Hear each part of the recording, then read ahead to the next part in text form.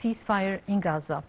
Yesterday was a very important meeting with the President Abdel al-Sisi and the CIA Director William Burns in Cairo, in which he urges the international community to assume their responsibilities to approach a ceasefire, an immediate ceasefire in Gaza Strip.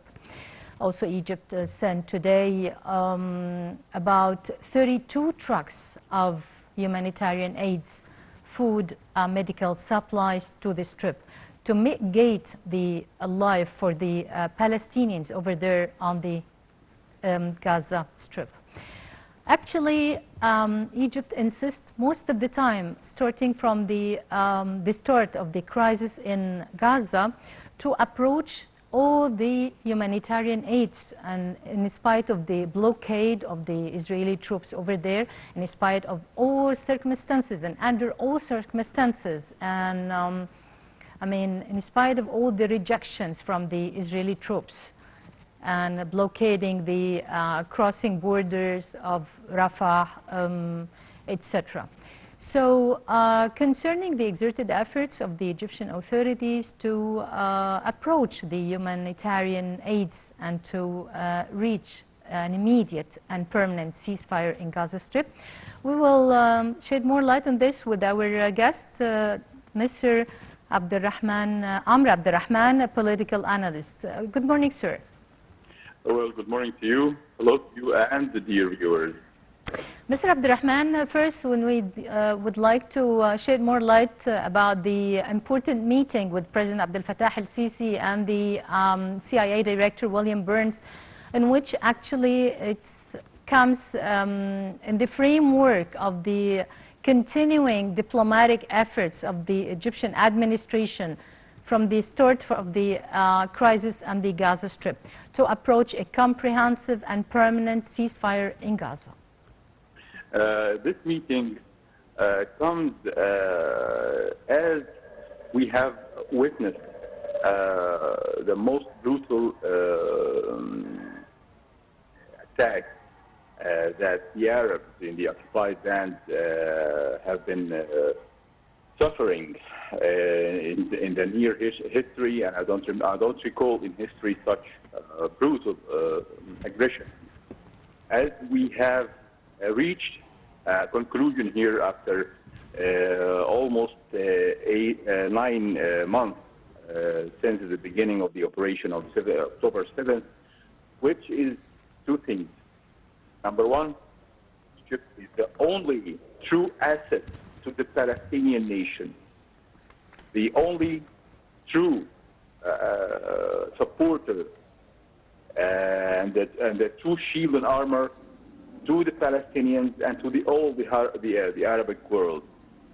Second, the Palestinian resistance can never be suppressed despite the brutality of the aggression against the Arabs in the occupied land. We have witnessed such meetings. We met the President Abdel al-Sisi and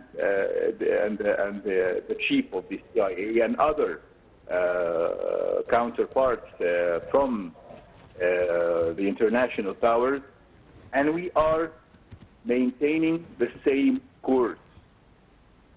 We can't let one of the rights of the Arabic occupied lands go.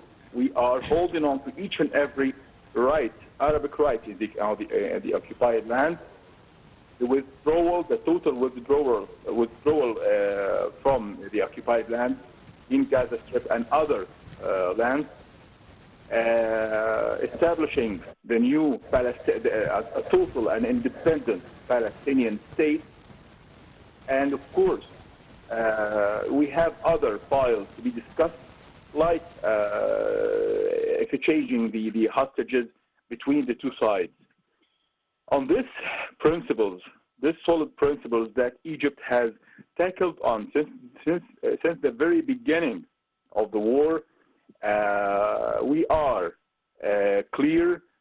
crystal clear to the whole world, and that's why the world realizes on Egypt the Egyptian efforts as the only true side, the only clean side in the whole conflict. That's why Egypt and Cairo is the main base for each step of the international effort toward ending that catastrophe that the Arabic occupied land is witnessing. Also, we need to remember that Egyptian efforts have never been stopped since day one of the war. We have been helping the Palestinians with all aids we can, with all supplies, and even after the Israelis have occupied the Palestinian side of the Salahuddin crossing, we have continued other ways in a very independent and historical step. We kept on helping the Palestinians, not on the not on the Israeli terms, but on our own terms, our own ways, through air and through other crossings, just temporary crossings, but not throughout the Rafah crossing that is witnessing the aggressions movement in the Palestinian side. That represents the independence diplomacy that we have, that we are achieving, and the honesty of the Egyptian situation, and the true support of our nation as an Egyptians to our brothers in the occupied lands. Permanent exerted effort of the catastrophe and beginning of the suffering of the Palestinians over there in the Strip, as we rejecting all the blockade that the imposed by the Israeli troops from day one. I mean, as you also declared that Egypt made clear in all the summits and all the international conferences, and made it really clear to the international community, and urging most of the time the international community to assume its responsibilities for the ending the blockade and ending the genocide war on Gaza. Mr. Amr, if you talk about the rejection from the other Israeli side to let the humanitarian aids to cross or to access to the crossing borders, still the stubborn from the Israeli side. How we just can elaborate this? Well, this is a continuing to the aggression. Another side of the ugly face of the aggression and the Zionist existence. And I always say it's an existence, not a state, not a nation. Those Ashkenaz elements that were gathered from all over the world by an international conspiracy, by colonization conspiracy against too many nations, not only against the Arabs, and too many nations have paid for this conspiracy. That conspiracy is just about to end after about more than 100 years.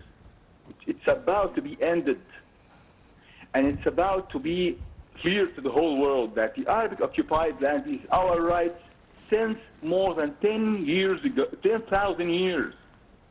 We're talking about the legitimate and the historical Arabic rights in this occupied land. That's why we have witnessed the most and the highest level of brutality that the world has witnessed, even more than what we call the Holocaust whatsoever. The Holocaust was a hoax, was a deceiving scene in the history. But right now we are truly witnessing a true Holocaust against the Arabs. So that's why we are witnessing phase after phase of this aggression. Despite this, until the very yesterday, we are witnessing more losses to the Israeli side, and we are witnessing more true severe and strong attacks by the resistance to the heart of the armor of the Israeli side and the Israeli troops. The Israeli troops can never hold on to an inch of the occupied lands without that brutality. And that brutality can never go on forever. Yeah. Mr. Amr, if we look a little bit closer to the situation and the destiny of the so-called ceasefire proposal made by the Biden's administration, the balls, we do not know where the ball right now is. Actually, Israel is saying we are waiting for the approval of Hamas, and Hamas, they are saying that we are actually waiting for approval, I mean a written recommendation or a written commitments from the Israeli troops for a permanent ceasefire. So where is the ball right now? Is it with Israel's side, who is actually still manipulating and doesn't want to go for a ceasefire, of course, because of the administration of the Prime Minister Benjamin Netanyahu, or is it because of Hamas, or where is the ball actually? Who can trust Israel? Who can trust the word of Israel? According to each and every diplomatic and international law and this is exactly what you say, and even if Hamas will get a written commitments from the Israeli government, exactly. How can they guarantee even that they will be committed to it, even if it's written? So I believe you so much. I agree with you totally. We have to remind the world that if we find a written document officially given by the hands of the Israeli side to the world, then we have a document that puts them under accusation of the coming aggression. I believe that war can never be stopped so easily. That's why Hamas is trying to expose the lying face of the Zionism. That is all the heart of this demand, to have a written document, because we know, the whole world knows, that even with a written document, this document can never hold, as we have witnessed how many times Israel has broken the international law, and the international law are written in documents. Maybe we can reach a resolution soon. And I believe, I'm so optimistic about the meeting that was held yesterday in Cairo, and there will be another in Qatar to complete the frame, the total frame of the agreement. And I believe by the end of this week, or maybe the next week, we can reach a true resolution. But I would say also that the war in Gaza will never be ended with a treaty. It will never. Yep. It will be ended on the ground. Yep. Really. On the ground, not with papers. Not with the treaty or written commitment from the Israeli cabinet or the Israeli government. So let's get closer a little bit inside the Israel itself. Actually, Benjamin Netanyahu is having so many difficulties and problems inside the cabinet. Disputes inside the member of the cabinet, and also he has we are witnessing nowadays demonstrations over there everywhere in the streets in Israel. They are all calling upon ending the war on the spot, or calling for a ceasefire. So what do you think? When exactly can Netanyahu listen to all such pressures on his cabinet or on his government to end the war, or even to go for a permanent ceasefire? Well, he is listening to those pressures quite well. And that's why, because he is listening, he can never stop the war. He knows once he stops the war, he will be displaced.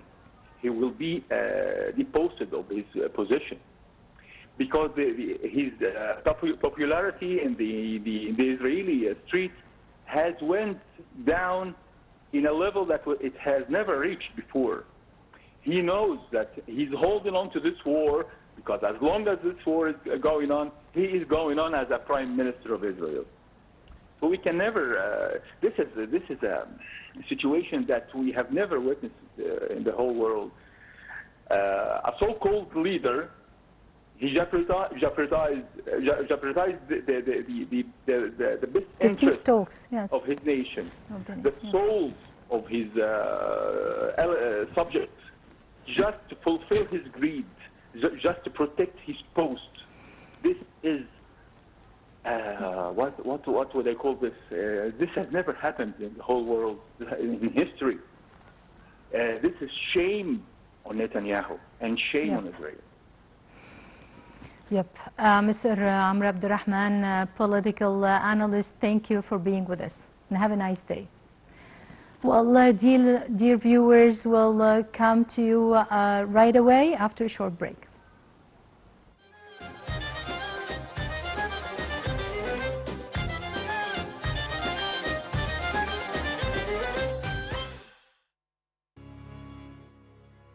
In addition to the connection of Betah since antiquity as a